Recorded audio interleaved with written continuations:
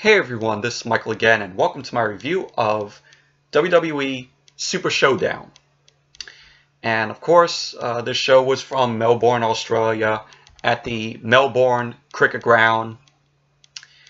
And this is the first ever live WWE pay-per-view from Australia.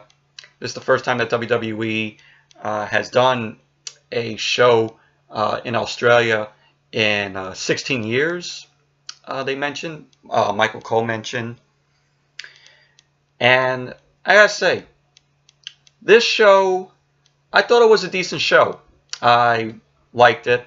Wasn't a great show by any means, though, but, you know, it was decent. I enjoyed some of the matches on the show. So, let's get started with the review. And the first match to kick off the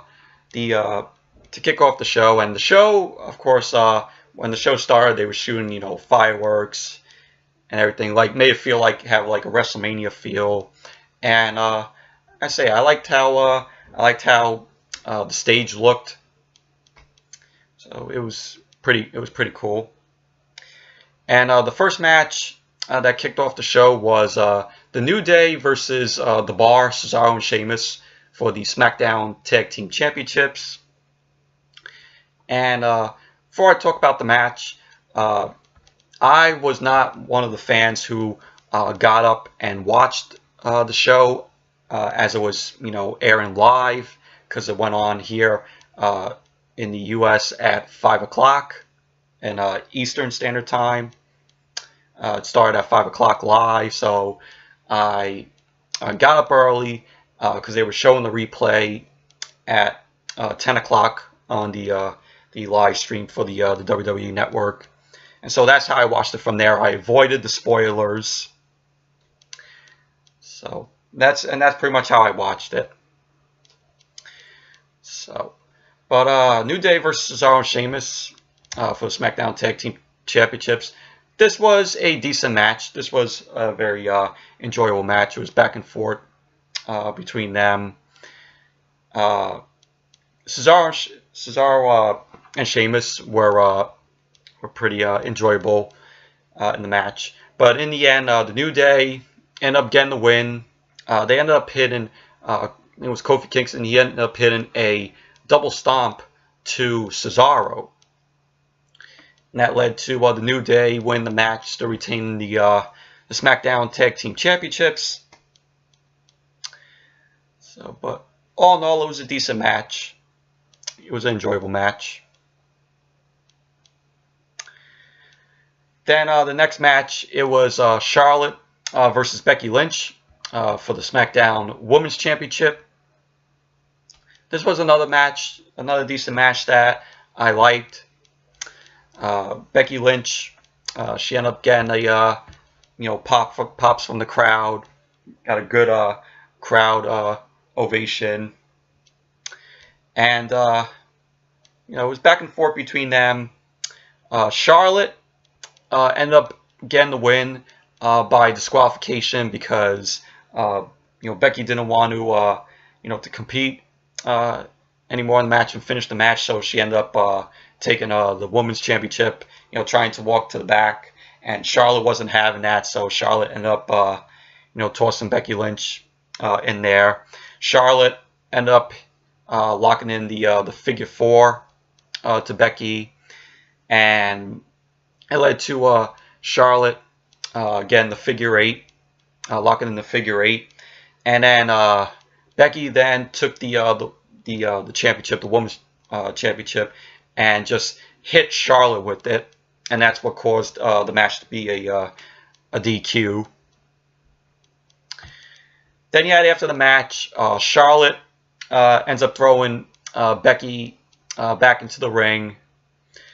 Becky then took control, and she ended up clotheslining Charlotte to the floor. She ended up laying out Charlotte with a Bexploder outside, and she ended up hitting a knee to Charlotte's face. So that's pretty much what happened after the match. and it was announced that they're going to have a rematch on SmackDown this Tuesday. So it was announced earlier in the show. So, but all in all, the match itself, it was a decent match. Then the next match, it was Kevin Owens and Elias versus Bobby Lashley and John Cena. Before the match got underway, Elias and Kevin Owens were in the ring. Elias says, he's been all over the world, and he says he's not as loved as he is in Australia. And Elias goes on to say that it's going to be a great night. And so he introduces Kevin Owens. Kevin Owens says to Elias that, nothing, cheers him up and puts him in a good mood, with his music, with Elias's music. And Kevin Owens also says, they are sitting in a cesspool of a city, which got, a crowd reception from the Melbourne crowd. And he ends up saying that the Super Show-Down should have been held in Canada. And Elias tells Kevin Owens that, Bobby Lashley and John Cena are going to choke. And so then out came Bobby Lashley, and then out came John Cena. John Cena having, long hair, long short hair. Because he always has that, haircut type, spike hair. And the match got underway, and the match itself, it was okay. It was pretty much Bobby Lashley dominating in the match. John Cena didn't get in until maybe I gotta say 15 minutes into the match. And so it was all Bobby Lashley through the match. Bobby Lashley was the main one, taking on Kevin Owens and Elias. And then when Bobby Lashley tagged Cena in, Cena did his the moves that he does. He did it to Elias, and he ended up hitting doing "You Can't See Me," 5-knuckle shuffle. This was all to Elias. AA'd Elias, and then we saw the new finishing move that Cena does, which was okay, it's just a punch. It was what they called the lightning fist. So he ended up hitting that on Elias. Pin count. John Cena and Bobby Lashley win the match. So the match itself, it was okay. It was mostly all Bobby Lashley through the match. Then after the match, Cena got on the mic and says, he didn't know what to expect coming back. And he ends up saying thank you. He ends up thanking, the crowd. And WWE, he ends up saying that that WWE is his home and always will be his home. He goes on to say that his life is changing. And, he will never forget where he came from. So Cena goes on to say that he has no idea what his future holds. And he ends up, thanking the Australia, the Melbourne crowd again, for him to come out there to perform for them. So I thought that was kind of nice. I thought that was kind of nice of Cena to say that. So that's what happened after the match.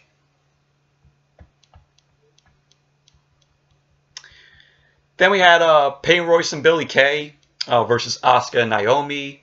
Of course, Peyton Royce and Billie Kay are back in their home country of Australia. The crowd gave them a good ovation. So they ended up coming out, and Peyton says, they never thought that they would be here, competing, back in their home country. And Billie says, it's beautiful to say, and then both of them say, they are home, which the crowd, gave them a good reception to when they said that. And Peyton Royce says tonight they will show their country that they are iconic, that they both are iconic by beating Naomi and Asuka. And the match itself, it was okay. It was your typical women's match. I gotta say it was entertaining. Peyton Royce and Billie Kay, from that whole crowd reception that they got in their country, it was really awesome. And Peyton Royce and Billie Kay ended up getting the win. Peyton Royce ended up hitting a knee strike to Naomi to score the win, and the crowd after Peyton Royce pinned Naomi, the crowd cheered for them, which was cool. So, and I kind of knew that they were going to win because it's in their home country. So, but it was cool. The match itself, it was a typical women's match. Then you had AJ Styles. Next was AJ Styles versus Samoa Joe. This was for the WWE Championship. This was a no DQ, no countout match. One must win. And this was a good match. This was a really good match. This was better than, I have to say, this was much better than their SummerSlam match. And it was back and forth between Styles and Joe. I'm really liking this feud between the both of them. And there was tables and chairs that were used. You had Styles end up suplexing. It was suplexing Joe from through the table, and Joe injured his knee. And you heard Joe say, "Oh, it popped, it popped, it popped." And then he ends up telling the referee, "Oh, I'm fine, I'm all right." And so Joe goes, along with the match. But Styles ended up getting the win. He ended up hitting the calf crusher to Samoa Joe to score the win. Joe ended up tapping out. So AJ Styles retains the WWE Championship. So that's pretty cool, pretty awesome. But all in all, this was a good match between Styles and Joe. Like I said, much better than their SummerSlam match, I gotta say. Then we had Ronda Rousey and the Bella Twins taking on the Riot Squad. Sarah Logan, Liv Morgan, and Ruby Riott. And this match was entertaining, in my opinion, practically because of Ronda Rousey. Also in the match, you had Liv Morgan kind of getting her revenge on Brie Bella, because I think it was Ruby Riott who ended up holding Brie, and Liv Morgan then just kicked Brie Bella in the face. So that was kind of Brie's payback for doing that to Liv Morgan, because if you remember almost 2 weeks ago on Raw, Brie Bella ended up kicking Liv Morgan in the face and botching two yes kicks to Liv Morgan, which knocked Liv Morgan out cold. So I'm really glad that Liv Morgan was cleared to compete for this match. So, but Ronda Rousey, as soon as she came in, she started dominating, and she did a judo flip to it was Sarah Logan, and it came down to at the end to Ronda Rousey, and for Riot Squad you had Sarah Logan and Liv Morgan in the ring, and Ronda Rousey. This was really awesome to end the match. She ended up hitting a double arm bar to both Sarah Logan and Liv Morgan, and they both end up tapping out. So that was kind of impressive, cool to see. So Ronda Rousey and the Bella Twins win the match. Of course, 6-woman tag team match.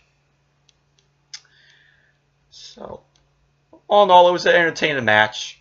You know, with Ronda Rousey in there. Then, before the next match, it was announced that the crowd capacity for this show at the Melbourne Cricket Ground had a total of 70,309 fans. The capacity who showed up to be there live, to see, to watch and see the Super Showdown. So there was the crowd. That's the crowd. Attendance. 70,309 fans at the Melbourne Cricket Ground. So then we had Buddy Murphy versus Cedric Alexander for the Cruiserweight Championship. Of course, Buddy Murphy. This was in his home country. Because he's from Melbourne, Australia, and the crowd reaction that he got was really awesome. You could feel the energy from that crowd when he came out. And this was a good match. This was a really entertaining, good match. Back and forth between Buddy Murphy and Cedric Alexander.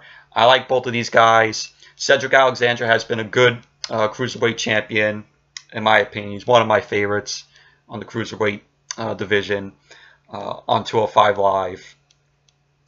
And the one highlight to me in this match was Cedric ended up hitting a Michinoku driver to Buddy Murphy, which looked really awesome. And later on, Cedric ended up hitting the lumbar check to Buddy Murphy. Cedric Alexander went for the pin count, and Buddy Murphy just kicked out of that. And the surprised look on Cedric's face was really shocking. I was shocked at that because nobody has ever kicked out of Cedric's lumbar check, but Buddy Murphy. And so Buddy Murphy ended up hitting his signature move, which was which is called Murphy's Law. He hit that on Cedric Alexander, went for the cover, 3 count. Buddy Murphy wins. Buddy Murphy is the new Cruiserweight champion. And when he got the 3 count, that Melbourne crowd went crazy. They really did for Buddy Murphy, considering he's from Melbourne. He's from Melbourne. But that was cool. That was cool to see. I kind of knew that they were going to make Buddy Murphy win because he's from Melbourne. So, but all in all, it was a good match, and it was very entertaining. Both of these guys were impressive in the ring in this match. So then we had the Shield, Dean Ambrose, Seth Rollins, and Roman Reigns, of course, versus the Dogs of War, Dolph Ziggler, Drew McIntyre, and Braun Strowman, 6-man tag. And we had a throwback to when the Shield used to come out, from the crowd. They actually came down wearing masks that they used to do, where they used to have like the skeleton type mask, which they always used to have on whenever they came out from the crowd, whenever they came down from the crowd. But match itself, it was the Dogs of War getting the upper hand in this match. Basically, from the beginning points to like the middle points, it was all Seth Rollins in this match. You had Strowman and Dolph and Drew try to take down Ambrose and Roman. And I said it was pretty much Seth Rollins from the beginning of the match to like towards like the middle of the match. But in the end, you had Dean Ambrose getting the win for the Shield. He ended up hitting the Dirty Deeds to Dolph to score the win. And one point in the match, he had Roman end up, I think he ended up spearing Strowman through the barricade, which that was really awesome. And you had the Shield. They were trying to do the triple power bomb. They tried to do it like 2 times. One was outside, but they were taken down by Dolph Ziggler and Drew McIntyre. And then they did another one when they were in the ring, and Braun Strowman ended up coming in and taking down everyone, the Shield, and I think it was Dolph Ziggler or Drew McIntyre, one of them. But so Dean Ambrose ended up getting the win for the Shield. Dirty Deeds on Dolph. So the Shield end up winning the match. So all in all, it was a decent match. Then you had Daniel Bryan versus The Miz. The winner of the match will be the #1 contender to face AJ Styles for the WWE Championship at Crown Jewel in Saudi Arabia next month on November 2nd. And to be honest with you all, this match sucked, in my opinion. It was really short. Daniel Bryan, The Miz was going for the skull-crushing finale to Daniel Bryan. Daniel Bryan ended up reversing it, got an inside cradle roll up to The Miz. And so Daniel Bryan ends up winning the match. Daniel Bryan is now the #1 contender for the WWE Championship. So he's going to be facing AJ Styles at Crown Jewel in Saudi Arabia. So, but all in all, the match itself sucked. Then we had the main event. It was Triple H versus The Undertaker. This was the match that everyone was looking forward to. This was a last time ever match. And it was announced after Undertaker made his entrance. It was announced that, of course, this is the last time ever match, but it was announced that this is now a no disqualification match. And this match, it was a good match, in my opinion. It was a very enjoyable match. Does it live up to their other matches that they had?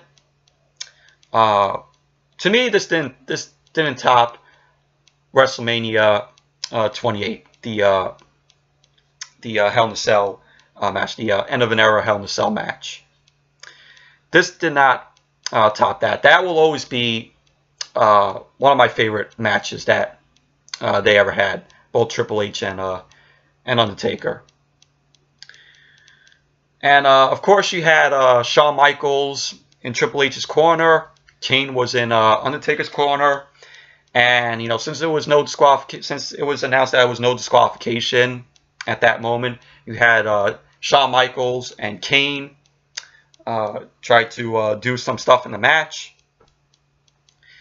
You had them use tables. They used a chair, and of course, you had Triple H using his signature sledgehammer that was given to by Shawn Michaels, by HBK. And you had at one point where The Undertaker wrapped the chair around Triple H's neck, but Triple H ended up getting out of there and taking down Taker. And Triple H ended up doing the same thing, where he took the chair, wrapped it around Taker's neck, and he actually stomped on the chair, and it got Taker in the neck. And Taker pretty much gasping for air at some points at that point in the match. And in the end, Shawn Michaels ended up hitting Sweet Chin music to Undertaker, and he did it twice, and then it led to Triple H end up hitting the pedigree on Undertaker to score the win, and so Triple H ends up winning the match, and this put an end to their chapter, their feud chapter. So, but definitely a good match, really enjoyable main event. Doesn't top, like I said, doesn't top their end of an era Hell in a Cell match from WrestleMania 28. So, sorry about that, but I was saying, it was a good match, it was an enjoyable match, and it doesn't top their Hell in a Cell match from WrestleMania 28, which that's gonna, like I said, that's gonna be my favorite match from both of them. So, and then you had after the match, we saw Shawn Michaels, Triple H hugging it out. Triple H looked like he was, crying a little bit of tears of joy. So then you had Triple H, trying to give a hand to Taker, end up Taker, helping up Taker. So we saw Undertaker and Triple H hug it out, and the show ended with Taker. Well, they end up raising their the hands up, their arms up. Taker, Kane, Triple H, and Shawn Michaels, and then fireworks started going off, which was awesome. It was a good moment. It was a wonderful moment with them. They're all four of those guys are legends. So, it was a wonderful moment, and then an even better moment happened during this. After they raised their hands up, their arms up. So then after that, we had Taker and Kane striking at both Triple H and Shawn Michaels. And we saw Undertaker ends up hitting the Tombstone Piledriver to Triple H. And then they started being up on Shawn Michaels. They threw him out of the ring to the floor. They ended up destroying the announce table, and it led to Undertaker chokeslamming Shawn Michaels through the announce table. And that's pretty much how the show ended. So, but it was an enjoyable moment. It was a good moment with all four of them, standing in the ring. Then you had that swerve, that thing happened with Undertaker and Kane striking at Triple H and Shawn Michaels. And this is probably going to lead to a match between the Brothers of Destruction versus DX. That's probably going to come at Survivor Series. Maybe that's setting that up for that match at Survivor Series. So, but who knows? But I know it's coming. It's going to come. Because apparently WWE wants to do more with Shawn Michaels. So they want to. I heard rumors saying that they want to put Shawn Michaels in like more matches, give him like dream match, superstars for Shawn Michaels to take on. So yeah, so all in all, Triple H versus Undertaker, last time ever match, no DQ match. Good match, good main event, very enjoyable main event, and the crowd was really into this match. So yeah, so anyways, that's it for my review of Super Showdown, of WWE Super Showdown. Thank you all for watching. Hope you all enjoyed this review, And definitely give this video a thumbs up, comment, subscribe. And until the next video, I'll see you all later.